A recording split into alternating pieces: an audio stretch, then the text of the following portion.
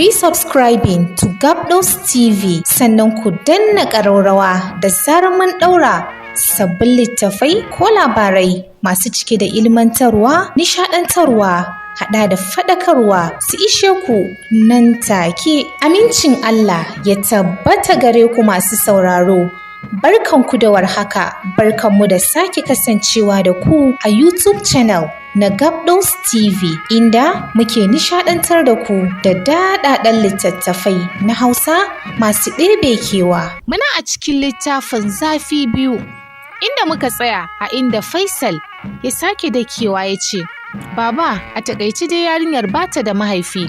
Maganar ta daki zuciyar Alhaji Ibrahim. Ya ce, kamar yaya fa? Dama akwai wani mutum ne da yake kasancewa ba shi da mahaifi? Ko daga sama ta faɗo ne? Kai min bayani yadda zan fahimce ka. Faisal ya tsorata ainin da jin yadda muryar mahaifin shi ke fita, amma ya yi ƙarfin hali ya ce, Baba, ina nufin an same ta ne ba ta aure ba. Alhaji Ibrahim ya zaro idanun shi, yana salallami, ya ce, kai kuma jarabtar da ka faɗa kenan? Jarabtar da ta faɗo maka kenan? Me hujjanka na nemo irin wannan yarinya a matsayin abokiyar rayuwarka? Kada fa zafin soye-soyen zamani ya rufe maka ido ka manta sharuɗan neman aure. Rayuwa ce da ake son idan an ƙulla ta ya kasance sai mutuwa ka raba. Idan kuwa baka nemo 'ya ta gari ba, yaushe ne za ku samu zaman lafiya har auren naku yayi ƙarƙon da za a sa ran mutuka raba. Faisal ya yi shiru, maganganun mahaifin nashi ya ratsa mishi jijiyoyin jiki, sai dai sanda yake wa Salbiya ya riga ya rufe mishi idanu. San baya hango wani ƙalubale ga rayuwar aurensu. Me ake so a rayuwar aure? Fahimtar juna? Shi kam yana da tabbacin akwai fahimtar juna a tsakanin shi da Salbiya. Idan kuwa haka ne kenan, za su samu zaman lafiya a rayuwarsu. Hujja ɗaya ce yake gani wadda ta assasa mishi sha'awar auren Salbiya. Hujjar kuwa bata wuce ta tausayin rayuwarta ba. Tana cikin wani irin yanayi da ya kamata a taimake ta, domin kuwa rashin hakan yana iya jefa rayuwarta a cikin wani gurɓataccen yanayi da ba a fata. Ba kowace mace bace ke juriya irin wannan ƙaddara da ta faɗa wa Salbiya ba. Saboda zamani na yanzu ya sauya, ba a cika rungumar ƙaddara ba. Shedan ya riga ya shiga zukatan mutanen cikin wannan zamani ta yadda yake ke kasar musu da zuciyarsu. Sai ka ga mace ta samu kanta irin wannan gurbi, a haife ta ba ta hanyar aure ba, a madadin mutane su taimaka wa rayuwarta, sai ka ga an nuna mata kyara, hantara, wanda a sanadin haka su ma suke fadawa harkar bariki. Allah ya shirye mu gabaki daya, amin. Alhaji Ibrahim ya dora da cewa, kai tunani sosai Faisal, bana so daga baya ka zo kana nadama. Faisal ya gyara zaman shi sosai, ya kuma ɗago da kanshi sosai, yana duban mahaifin shi ya ce, Baba ka yi haƙuri, ba wai ina son yin musu ko jayayya da ku bane, amma ina so ku fahimce ni. Na yi sha'awar aurenta ne domin ceto rayuwarta gudun faɗawa wata rayuwar ta daban. Ka yi haƙuri Baba, ka amince min. Alhaji Ibrahim ya yi shiru yana sauraron ɗan nasa Faisal, sai da ya ɗure maganarsa ya dire sannan ya girgiza kansa ya ce, shikenan Faisal, ni ba zan shiga haƙƙinka ba, saboda ni ma nawa mahaifan ba su shiga haƙƙina ba, sun bar ni na auri wacce nake so.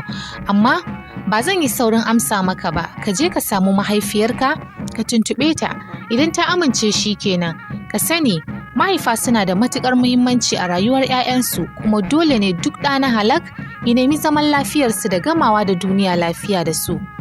Musamman ma uwa mace, domin kuwa darajar uwa mace ta fi ta uba namiji. Lokaci ne kawai da ya sauya ya sa 'ya'yan yanzu ba su ɗauki iyayensu mata da muhimmanci ba, ko kuwa dan suna ganin su ne kullum a gida oho. Faisal ya ji gumi ya so matsatsafo masa, saboda ya san ummar shi mace ce mai murɗaɗɗen ra'ayi, tana da zafi sosai kuma tana da tsanani, ba kamar abokiyar zamanta Hajiya Ruƙayya ba. Ita kam tana da sanyi sosai, ko wani lamari ya taso musu ita suke tunkara, ita ce za ta yi duk yadda za ta yi don ganin an shawo kan lamarin. Alhaji Ibrahim ya lura da yanayin da Faisal ya shiga, sai ya yi gajeren murmushi ya ce, ya dai Faisal? Cikin yanayi mai nuna karaya, Faisal ya ce, Baba babu komai. Sai kuma ya yi shiru, ya kuma karyar da kanshi tamkar mai magiya. Alhaji Ibrahim ya ce, halin ummar taku kake tsoro ne? Faisal ya girgiza kanshi alamar Alhaji Ibrahim ya ce, haka ne, kuma dama ana so 'ya'ya na gari su rinka jin tsoron mahaifansu. Sai dai kuma a wannan lokaci ya kamata ka koyi juriya da zama jarumin maza, musamman wannan babban lamari da ka ɗauko. Ni kaina na san mawuyacin abu ne ku shirya da ita akan wannan maganar, to amma ni bani da hurumin da zan tinkare ta da maganar. Idan na yi mata haka za ta ga kamar ina tirsasa ka ne don ba za ta tsallake wa umarnina ba. A haka za ka daure ka cije ka same ta a nutse ku tattauna, idan da rabo sai ta amince maka. Faisal ya sharce guminsa ya ce, shikenan baba, zan jaraba na gani, ku dai ci gaba da yi mana addu'a. Alhaji Ibrahim ya ce, wannan ai kamar ya zamto wajibi ga duk uba na gari da ma iyaye baki ɗaya na yi wa 'ya'yansa addu'a. Kada ka damu, a kullum muna cikin yi maka addu'a. Haka suka ƙarasa cin abincin, jikin Faisal a sanyaye. Ya miƙe ya fito falo, ya tarar duk sun gama cin abincin nasu su ma, wasu har sun nufi yin alwala domin an fara kiraye-kirayen sallar isha'i. Don haka shi ma sai ya wuce ya yi alwala ya nufi masallacin da ke cikin layin unguwarsu. Bayan an gama sallar isha'i ne ya dawo gidan, kai tsaye ɗakin mahaifiyarsu ya nufa. Tana zaune saman sallaya tana lazumi, ya nemi guri ya zauna yana saƙe-saƙen zuci.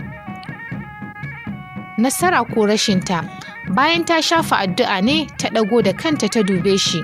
Yanayin shi ya tabbatar mata yana cikin damuwa saboda ba haka ta saba ganin ɗan nata ba. Don haka cikin yanayi na tuhuma ta ce, lafiya kuwa? Lafiya na ganka haka tamkar kazar da kwai ta fashewa a ciki? Ya yi ƙoƙarin daidaita nutsuwar shi yana fuskantar ta. Ya ce, lafiya lau umma. Ta ce, na ga duk yanayinka ya sauya. Kada ka ɓoye min me ke damunka. Faɗa min me ke faruwa. Ba tsimi ba dabara, kuma dai ɓoyen nashi ba zai haifar masa da ɗa mai idanu ba. Faɗa mata halin da ake ciki shi ya fi cancanta. Cike da nutsuwa ya ce, umma, wata magana nake so mu yi da ke. Na tuntuɓi baba, alhamdulillah ya fahimce ni, shine ya ce na zo miki da maganar domin jin ta bakinki.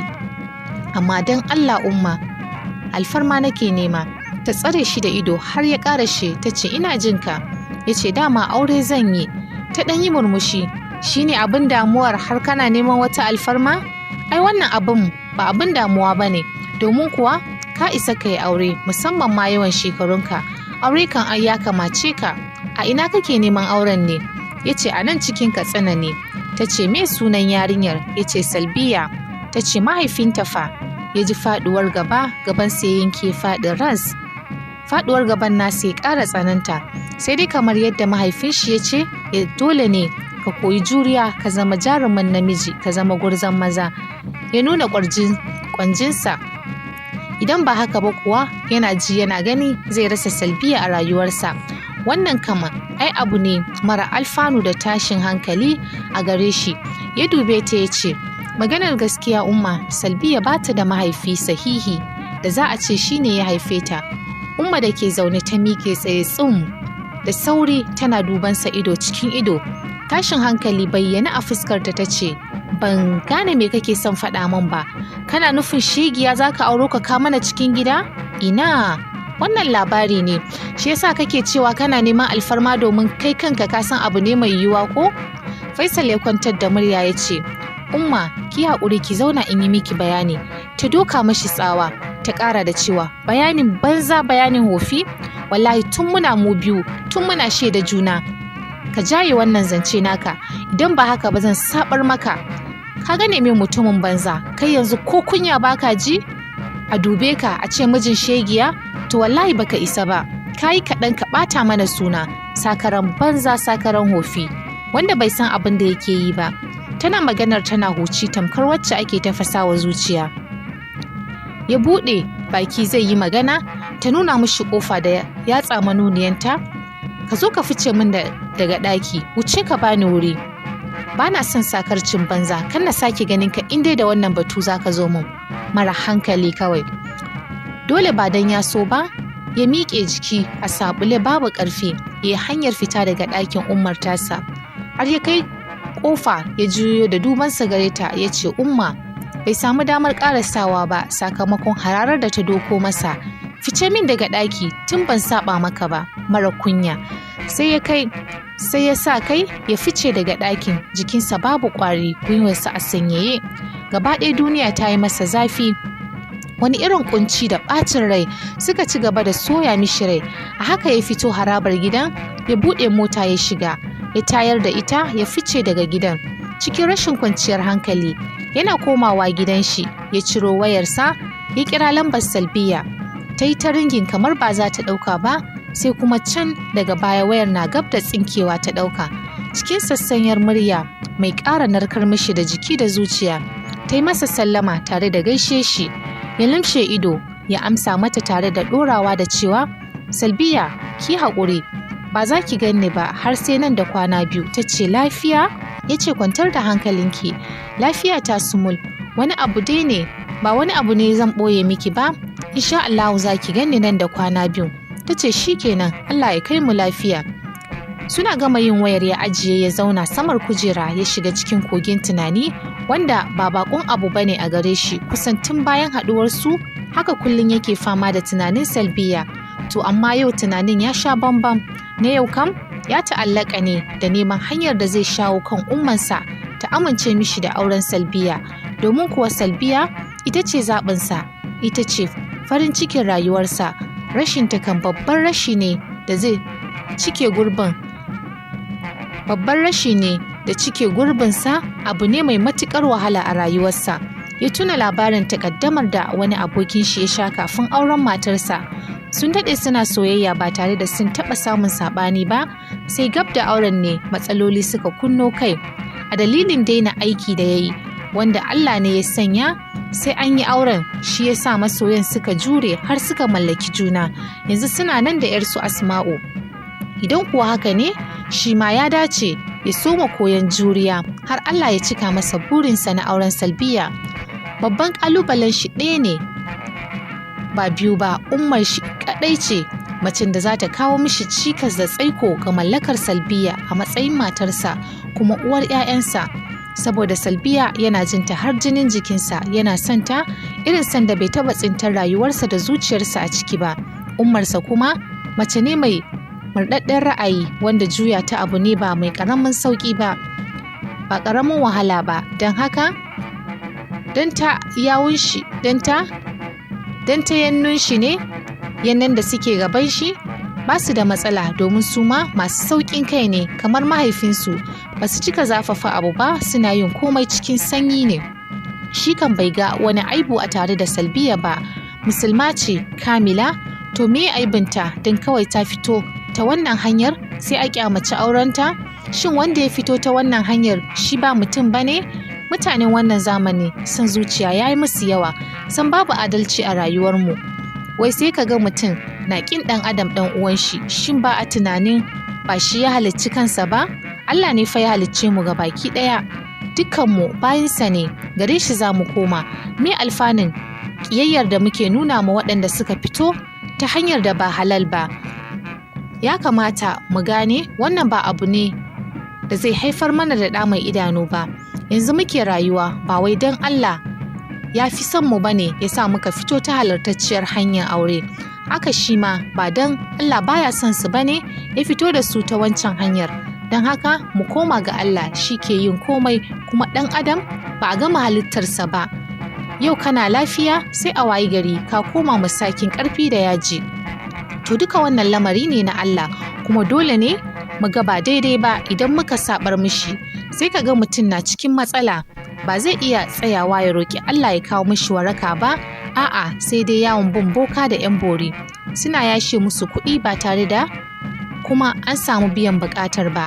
Babban abin haushin ma shine yadda mutanenmu suka shigaltu, sai ka ga babban mutum da iyalinsa da komai ya biye wa son zuciya. Ibada ta yi karanci a gare shi, sai yawon bin matan banza.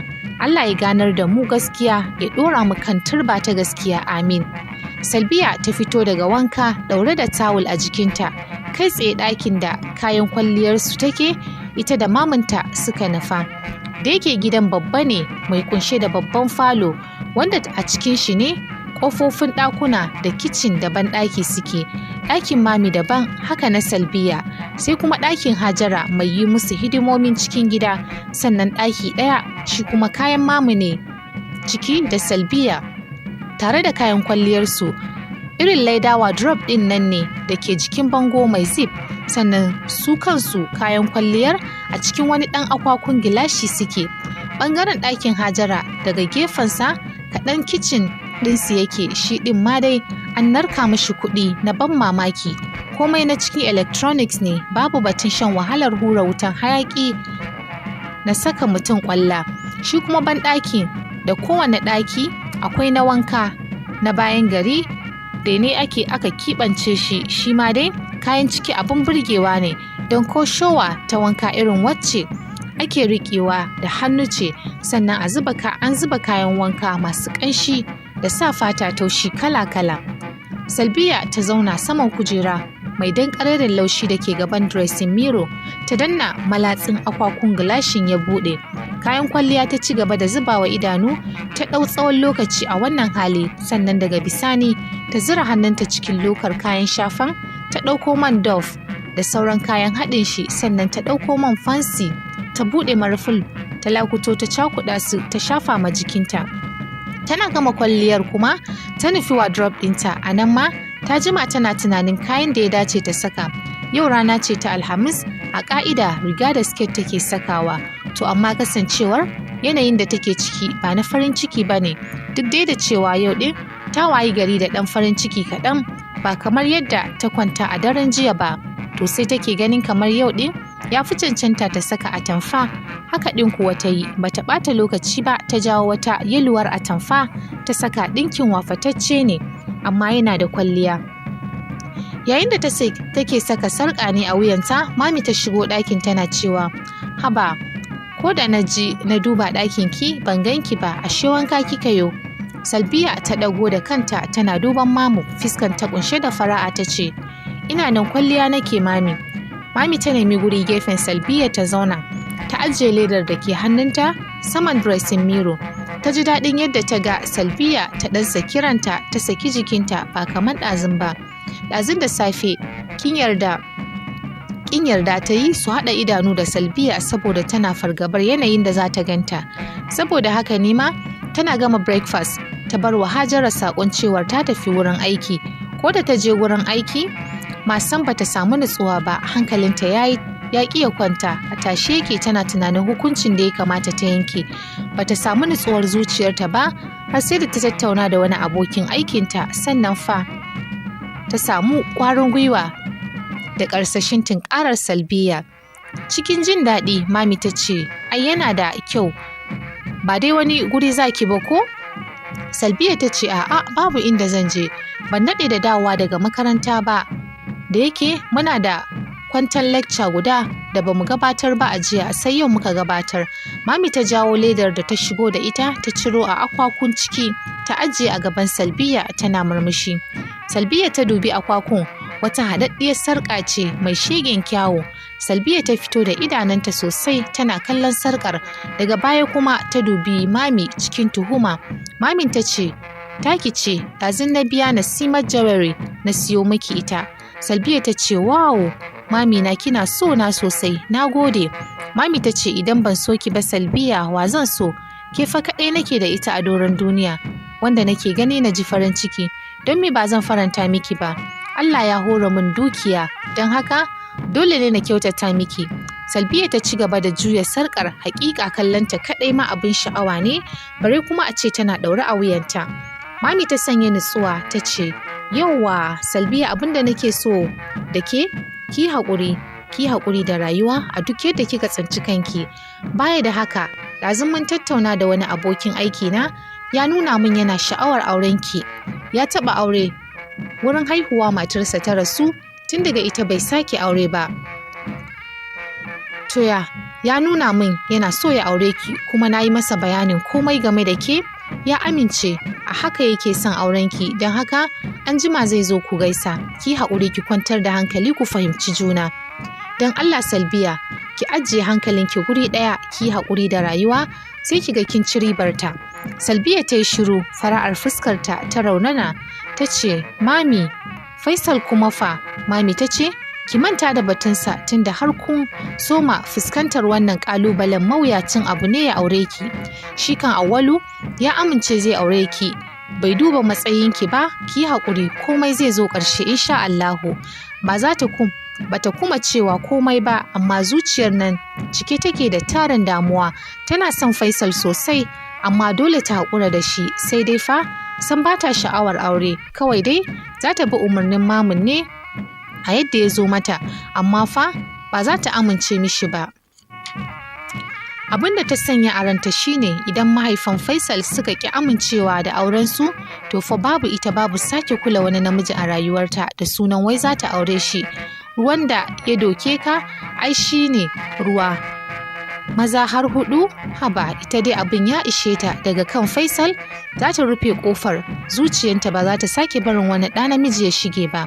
Mami ta miƙe sai ta ce, bari na je ɗaki, akwai wata magana da nake so mu yi da Hajiya Naja'atu a waya akan wasu kaya da za su shigo mana da su daga birnin Cairo. Tana ƙara shafaɗar haka ta nufi fita daga dressing room ɗin nasu. Salbiya ta bi bayan mamin nata da kallo har ta fice. Wani kunci da takaici ne suka mamaye zuciyarta. Ita kam tana mamakin halin mami, ga kuɗi na ban mamaki tana da su, sannan ga duk wasu ababe na more rayuwar duniya ta tara, amma sam ita ba ta tunanin 'yan uwanta. Ta tuna mutumin da ya zamto waliyinta a lokacin da ake shirin aurenta da Sa'id. Babu wata alaƙa ta jini, amma shi da mamin suka fituttike 'ya'yan mahaifinta ne. Sai da gaskiya ta yi halinta, sannan komai ya bayyana. Salbiya ta gane san babu wata alaƙa tsakaninta da mutumin, shi ɗin ma hoton mutumin da ta gani a ɗakin su da ake ikirarin mahaifinta ne. Gaskiyar da ta yi halinta, ta san komai. A hankali ta sauke ajiyar zuciya, ta ci gaba da shirinta. Tana gamawa ta fito ta nufi bedroom ɗinta. Karfe 5:30 daidai na yamma, mami ta sanarwa Salbiya Alhaji Awwalu Aro ya iso. Yana falo, don haka Salbiya ta fito falo zuwa gare shi. Tana isowa falon ta arba da wani baƙin mutum ɗan lukuti mai jajayen idanu. A zahiri dai yana cikin shiga ta alfarma, domin tsadaddiyar shadda ce da ta sha tsadadden aiki a jikinsa, amma kana kallon sa kasan shigar tashi ta fita daban, domin duk tsadar suturar da ke jikinsa bata ɓoye tarin muninsa ba. Haka Salbiya ta ji sam bai kwanta mata a rai ba. Ko da ma za ta yi haƙuri ta auri zaɓin mami, ba ta jin za ta iya zaman aure da wannan mummunan mutumin. Ita tsoro ma ya bata lokacin da ya yi sallama. Ya ɗago da kansa suka haɗa ido, amma dai bai amsa mata sallamar tata ba. Ita ɗin ma bata damu ba don rashin ansawar. A nitse ta ƙarasa shigowa a falon, ta nemi kujera ta lime a ciki, ta sunkuyar da kanta ƙasa. Ta gaishe shi, ya amsa mata da sauri. Ta ɗago kai ta dube shi, saboda yadda ta ji aman saukan muryar shi san babu daɗi. Babu daɗin sauraro a muryar shi ko kaɗan. Wata kakkausan murya ce mai ƙarfi, babu tausasawa. Ta fi kama da irin muryoyin tsaffin mashayan barasan nan. Ganin yadda ya tsare ta da mayatattun idanun shi da suke nan jazir da su kamar garwashin wuta, ko kuma jangautar da ya sha rana, ya sa ta yi saurin mayar da kanta ƙasa, bata ƙara ɗagowa ta dube shi ba. Daga gaisuwar dukkansu suka yi shiru. Shi bai tanka ba, ita ma kuma haka. Abinda ta lura da shi ya cika girman kai. An ɗan ɗauki tsayin lokaci, sannan ya shaƙi numfashi, ya buɗe baki ya ce, ina fata maminki ta yi miki bayani na ko? Ba tare da ta ɗago kai ta dube shi ba, ta ce ta min. Ya ce saboda haka sai ki zama cikin shiri, domin ba lokaci za a ɗauka ba. Ta ce me ba za a ɗauki lokacin ba? Tambayar ta ƙona mishi rai. Ta ma raina mishi hankali, amma sai ya dake ya ce aurenmu mana nake magana. Ta girgiza kai. Aurenka dai. Ya ce kefa? Ta amsa masa da ban shirya ba. Ya ce akwai dalili ne? Me yasa to kika ce haka? Kai tsaye ta ce, na farko ba na ra'ayi, na biyu kuma ko da ina ra'ayin ba zan aure ka ba. Ya ɗan fiddo da ido ya ce saboda me fa? Ta ce saboda baka kwanta min a rai ba, kuma ka dai san aure shi jini ne, idan ya zo ɗaya ake samun zaman lafiya ko? To ni baka yi min ba, kai haƙuri, ba na so na munafurce ka, daga baya ka zo kana. Tun kafin ta ƙarasa magananta ya daka mata tsawa ya ce, ke rufe min baki, daga ma zan taimaka miki za ki min rashin kunya? Ta hasala ainin ta ce, ka riƙe taimakonka, ai ba gayyato ka na yi ba. Ya ce, ƙarya kike wallahi. Ƙaryarki wallahi tallahi. Tallarki aka kawo min saboda an rasa wanda zai aure ki don kin kasance shegiya. Ni na ji na gani zan taimaka miki na aure ki duk da kina shegiya. Ranta ya matuƙar ɓaci da jin furucin da yake yi mata. Ta miƙe tsaye zumbur ta ce, kada ka kuma kirana da wannan ƙazamtaccen furucin. Shi ma ya miƙe tsaye yana yi mata murmushin mugunta ya ce, an kira ki shegiyar, kin wuce wannan ne, kowace suna kika fi cancanta da shi sama da shegiya. Bai ankara ba sai ya ji Salbiya ta sauke masa yatsunta 5 a kunci. Ji kake tas saukan mari a kumatunsa.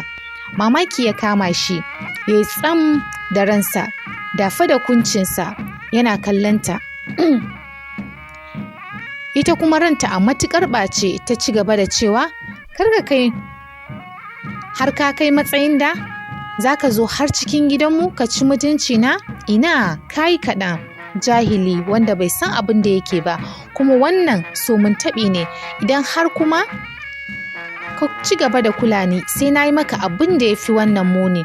Ta buga wani dogon tsaki ta juya da nufin barin falon, sai a sannan ne ya samu ƙwarin jiki da ya saurin riƙo gyalenta yana cewa, ina ai ba tafiya zaki ba, ai tsayawa zaki ki tabbatar min da ke ɗin shegiya ce, ba abin mamaki ba ne ga halaye na kare mai cizon ubangidansa. Ranta ya kuma ɓaci ta lura idan ba ta yi maganin wannan mutumin ba sosai ba zai daina shiganta ta ba, don haka ta rufe idonta da nufin ƙare mishi cin mutunci. A nan zan ɗiga ma shirin aya, sai ku tare mu gobe idan mai duka ya kai mu domin jin ci gaban littafin Zafi Biyu, wanda ya kasance labari ne wanda ya faru a zahirance, wato ina nufin ya faru ne da gaske. Yanzu dai sai dai in ce da ku yi subscribing to Gabdos TV, sannan ku danna ƙararrawa da zarar mun ɗaura sabbin littafai ko labarai masu cike da ilmantarwa, nishaɗantarwa, haɗa da faɗakarwa su ishe ku nan take.